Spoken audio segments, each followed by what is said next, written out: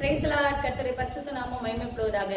நீதிமொழிகள் 1வது அதிகாரம் 7வது வசனத்துல கர்த்தருடைய வசனம் இப்படியே சொல்லுகிறது, கர்த்தருக்கு பயப்படுதல் ஞானத்தின் ஆரம்பம், மூடர் ஞானத்தையும் போதகத்தையும் அசட்டை பண்ணுகிறார்கள் என்று வசனத்தில் நாம் பார்க்க முடிகிறது. கர்த்தருக்கு பயப்படுதல்னா என்ன? கர்த்தருக்கு பயப்படுதல் தான் ஞானத்தின் தொடக்கமா. ஞானத்தின் ஆரம்பம் என்றால் ஞானத்தின் தொடக்கம். அப்ப கர்த்தருக்கு பயப்படுதல்னா என்னன்னு தெரிஞ்சாதான் நம்ம கர்த்தருக்கு பயப்பட முடியும். நீதிமொழிகள் 8வது அதிகாரம் 13வது வசனத்துல கர்த்தருடைய வசனம் இப்படியா சொல்கிறது, தீமையை வெறுப்பதே கர்த்தருக்கு பயப்படுகிற பயம். அப்ப தீய வழிகளை வெறுத்து நம்ம நல்ல வழியை தெரிந்தெடுத்து நடக்கிறது தான் கர்த்தருக்கு பயப்படுகிற பயம். இந்த நாட்களில் கர்த்தருக்கு பயப்படுகிற பயம் குறைந்து கொண்டே வருகிறது. காரணம், உலகத்துல பாவம் பெருகி கொண்டே இருக்கிறது.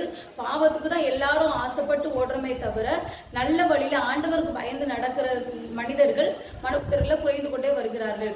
அப்ப கர்த்தர் இந்த நாட்டில் உங்களை பார்த்து சொல்கிறார், நீங்கள் தீய வழிகளை வெறுத்து ஆண்டவருக்கு பயந்து நடக்கிறது தான் ஞானத்தின் ஆரம்பம். அது கீழே வசனத்துல நாம் பார்த்தோமானால், மூடர் ஞானத்தையும் போதகத்தையும் அசட்டை பண்ணுகிறார்கள். இந்த நாட்களில போதகத்தை அசட்டை பண்ணுகிறவர்கள் நிறைய பேர் இருக்கிறாங்க. அதாவது அட்வைஸை கேட்கறது யாருக்குமே பிடிக்காத ஒரு விஷயமா மாறிட்டு வருது. அது இளம் தலைமுறையினருக்கு, வாலிபர்களுக்கு, ஒரு டீனேஜ் ஆன பிள்ளைகளுக்கு நம்ம பார்த்தோம்னா அட்வைஸை கேட்டு வளர்றது பிடிக்காத ஒரு காரியமா மாறிட்டு போகுது. கர்த்தர் அவர்களை பார்த்து சொல்கிறார், நான் சொல்லல, வேதம் அவர்களை பார்த்து சொல்கிறது. அவர்களுக்கு வேதம் கொடுத்திருக்கிற ஒரு பெயர் மூடர். அவர்கள் நினைத்திருக்கிறார்கள், எனக்கு எல்லாம் தெரியும், எனக்கு நான் மற்றவங்க பேச்ச கேட்க வேண்டிய அவசியம் இல்லை. இவங்க நம்ம தாய் ஒரு காரியத்தை சொல்லும் போது, அம்மா நீ சும்மா இருமா, எனக்கு எல்லாம் தெரியும், நான் பாத்துக்கிறேன், எனக்கு பிடிச்சது இதுதான், நான் இதுதான் செய்வேன் அப்படின்னு சொல்லிட்டு சொல்றாங்க. தகப்பன் பேச்ச கேட்காம இருக்கிறாங்க. கர்த்தர் அவர்களை பார்த்து சொல்றாரு, அவர்களுக்கு பேரும் கொடுத்திருக்கிற பெயர் மூடர் என்று சொல்லி வசனம் சொல்கிறது. அப்படியானால் எனக்கு அருமையான தேவஜனம், இந்த நாட்டில் நீங்க ஒருவேளை அப்படி இருப்பீர்களானால் உங்களை பார்த்து ஆண்டவர் சொல்கிறார், நீங்கள் ஞானவான்கள் அல்ல, ஒரு மூடத்தனமான வழிக்கு நேராய் போய் கொண்டிருக்கிறீர்கள். அதனால உங்களுடைய தாயின் போதகத்தை தள்ளாதீங்க, தகப்பனுடைய புத்தியை கேட்டு நடங்க. அதுக்கு கீழே உள்ள வசனங்கள் எல்லாம் வாசிக்கும் போது சாலமோன் தெளிவாய் சொல்கிறார், உன் தகப்பன் புத்தியை கேட்டு உன் தாயின் போதகத்தை தள்ளாதே என்று சொல்லியிருக்கிறார். இந்த காலத்துல தாய் தகப்பனுடைய போதகத்தை கேட்பதற்கு யாருக்குமே மனம் இல்லை. தாய் ஒரு புத்தியை சொல்லும் போது, தகப்பன் ஒரு போதகத்தை போதிக்கும் போது அதை கேட்டு அதை வளர்ந்து அதை கீழ்ப்படிந்து வளர்வதற்கு யாருக்குமே மனம் இல்லை. இந்த காலத்து ஜென்ரேஷன்ல எப்படி இருக்காங்க, அம்மா எனக்கு தெரியும், எனக்கு இது பிடிச்சிருக்கு, இது நல்லா இருக்கும், இது எனக்கு பிடிச்சிருக்கு, அவ்வளவுதான், நான் இதுதான் செலக்ட் பண்ணியிருக்கேன் அப்படின்னு சொல்லிட்டு தங்களுடைய விருப்பத்தை தான் நிறைவேற்றிக் கொள்கிறார்களே தவிர அட்வைஸை கேட்டு எது சரி எது தப்பு அப்படின்னு சொல்லி வளர்வதற்கு உண்மையில எந்த ஒரு பிள்ளைகளுக்கும் விருப்பமே இல்லை. எனக்கு அருமையான தேவஜனமே, அப்படிப்பட்டவர்களை தேவனுடைய வசனம் சொல்கிறது, மூடர் ஞானத்தையும் போதகத்தையும் அசட்டை பண்ணுவார்கள். புத்திமான்கள் போதகத்தை அசட்டை பண்ணுகிறவர்களா இருக்க மாட்டார்கள். மூடர் தான் ஞானத்தையும் போதகத்தையும் அசட்டை பண்ணுவார்களாம்.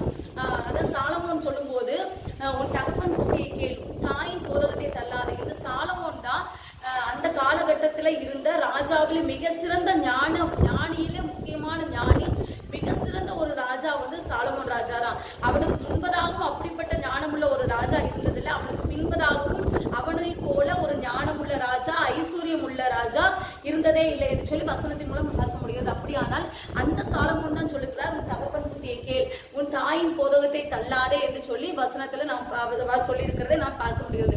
இப்ப எனக்கு அருமையான தேவஜனமே, இந்த நாட்களில உங்களை தாயின் போதகத்தை தள்ளாதீங்க, தகப்பன் புத்தியை கேட்டு வளருங்க. ஏன் தெரியுமா? நம்முடைய தகப்பன் மட்டும்தான், இந்த உலகத்திலேயே தகப்பன் மட்டும்தான் நான் படுகிற இந்த கஷ்டத்தை என் பிள்ளை படக்கூடாது, என் பிள்ளை நான் நடந்து இந்த பாதையில நடக்கக்கூடாது என்று சொல்லி நம்மளை நேசித்து நமக்காக பிரயாசப்படுகிற ஒரே ஒரு ஜீவன் தகப்பன் தான்.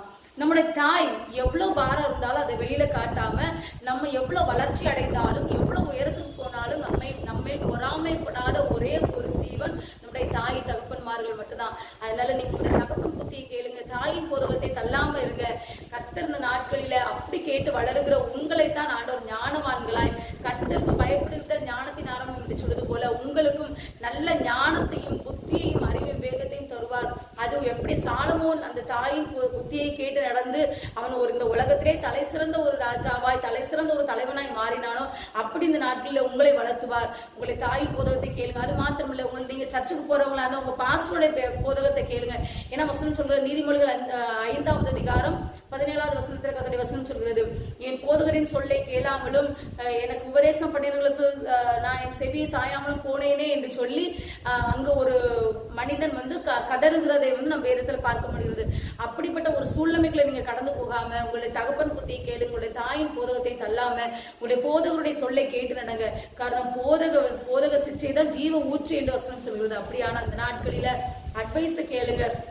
அட்வைஸை கேட்பது உங்களுக்கு வந்து கஷ்டமா ஒருவேளை தோணலாம், கடினமா தோணும். எப்ப பார்த்தாலும் அட்வைஸ் பண்ணிட்டு இருக்காங்களே, எப்ப பார்த்தாலும் சில பிள்ளைகளுக்கு எப்ப பார்த்தாலும் புலம்பிட்டே இருக்காங்களேன்னு தோணும். ஆனா உண்மையில அது புலம்பல் இல்லை.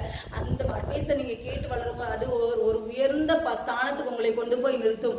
அது தாயின் தகப்பனுடைய போதகத்தை கேட்காமல் வளர்ந்த ஒரு எக்ஸாம்பிள் கூட நம்ம வேதத்துல பார்க்க முடியும். இளையகுமாரனை குறித்து நாம் வேதத்துல வாசிக்கும் போது அவன் தன் தகப்பனுடைய புத்தியை கேட்காமல் அவன் தன்னுடைய ஆஸ்தியை வாங்கிட்டு போறான். தன்னுடைய நண்பர்களுடைய ஆலோசனையை கேட்டு அவர்கள் விருப்பப்பட்ட வழியில நடத்துறான். கடைசி அவங்க நிலைமை என்ன என்று பார்த்தோம்னால் அவன் சாப்பாட்டுக்கு கூட வழி இல்லாமல், தன்னுடைய வயிற்று பசியை கூட ஆற்ற வழி இல்லாமல் திரிந்த ஒரு அனுபவம். தன்னுடைய வயிற்று பசி நிமித்தம் பன்றிக்கு வைக்கிற தவிட்டை கூட திங்க ஆசையா இருந்தானா. அப்படிப்பட்ட ஒரு சூழ்நிலையில கொண்டு அவனுடைய நண்பருடைய ஆலோசனை அவனை கொண்டு போய் நிறுத்தினது. அப்படியான அந்த நாட்களில அவன் அதுக்கப்புறம் தான் புத்தி தெளிந்த போது என்று சொல்லி வசனம் சொல்வது. புத்தி தெளிந்த போது, புத்தினா அப்ப அது வரைக்கும் அவனுக்கு புத்தி தெளிந்த புத்தியோட அவன் நடக்கல.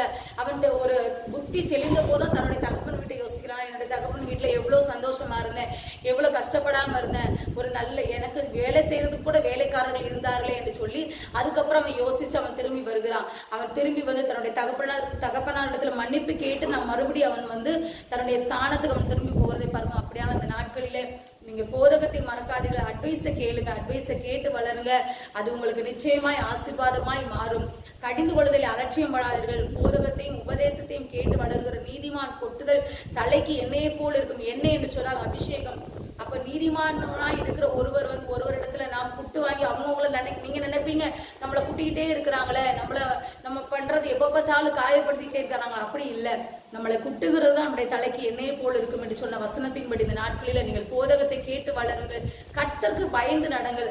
அது உங்களை நிச்சயமாக உயர்த்தும். நிச்சயமாக ஒரு நாள் உங்களை உயர்த்தி கர்த்தர் ஆசீர்வதிப்பாராக. இந்த வசனங்களை கொண்டு உங்களை வாழ்த்தி ஆசீர்வதிக்கிறேன். தேங்க்யூ. God bless you.